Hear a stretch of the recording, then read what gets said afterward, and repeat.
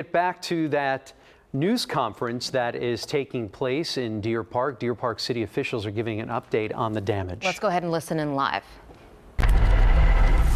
Forestry Service here. Regionally, the county is stepping up to the plate and supporting us very well.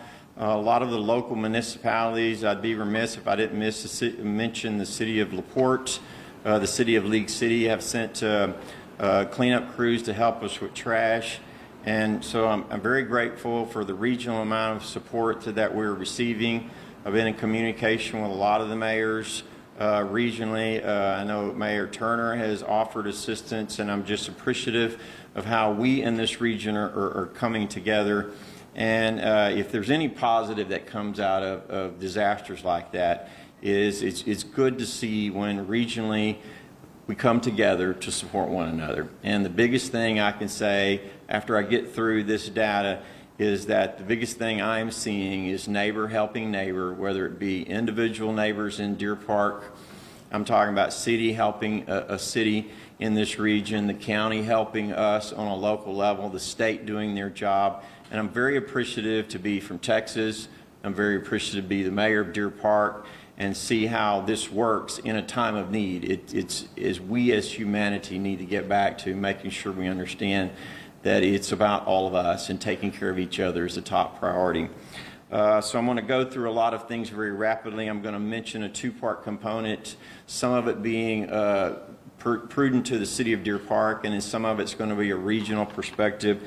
But for the city of Deer Park, we are waiving all permit fees and requiring to store restorations. Permits are required, but no fees are being charged. Individual assessments are being conducted.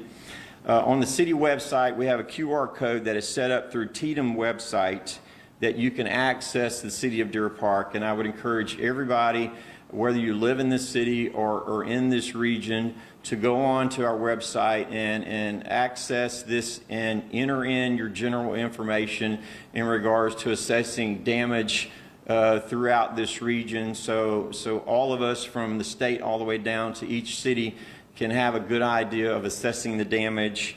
And you can go to our city website to access that. There's a QR code there. This is not an assistant portal, but it's a means to capture damage assessment.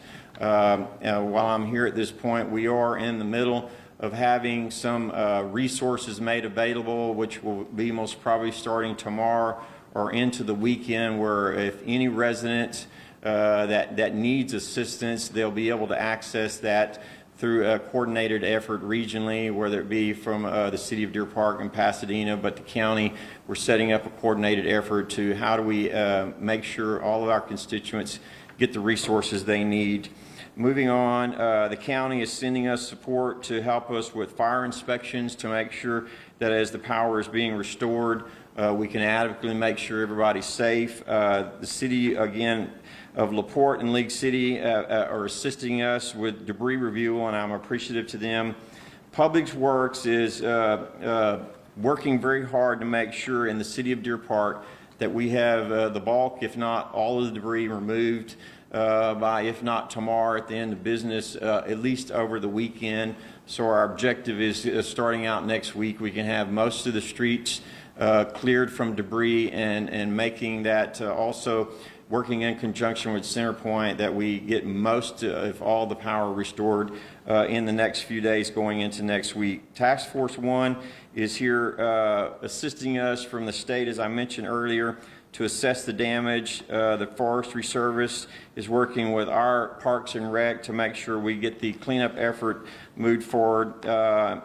If you do have a generator, I know every time we have a major event, it's always a negative scenario that when people use generators that are trying to provide power, it's always very disappointing to me that if you're using it, make sure you do it properly. The generator's not inside, not creating carbon dioxide issues that can end to a very negative result. So I would warn all of you that are using generators, make sure you're doing it appropriately so we don't have a negative effect of someone's life being taken because of carbon monoxide issues. The streets are still closed in Deer Park in several areas.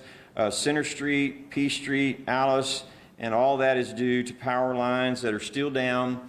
CenterPoint is working very closely with us to address these issues so we can get that moving forward. So be cautious still as you drive around town, understanding that the PD, Public Works, is working very closely with CenterPoint to make sure we aid them in getting power restored as quickly as possible. Please be careful that when you're using parks or hike and bike trails in the city of Deer Park, there is still a lot of debris that is out, and so from any aspect of public safety, please assume that risk in your own scenario of making sure you're not putting yourself in danger while the debris is trying to be removed. The city on our website is deerparktx.org/tornado2023, and you can get to the link where we are spitting out additional updates as they become available. And obviously the press knows that we're sending them out as often as we get that updated. So I would recommend everybody go to that, and I'm going to restate it. It's deerparktx.org/tornado2023. The city is currently not in a position where we're accepting donations. I know we've had a lot of people calling in regards to how can you help. We're in the middle of setting up some aspect of how do we receive donations, but the emphasis right now is still trying to respond to. We've been listening to Deer Park Mayor Jerry Mouton talk about the next step for residents who've been impacted by the tornado that swept through 2 days ago, talking about the protocols including power restoration, debris removal, and how those impacted can contact the city for assistance.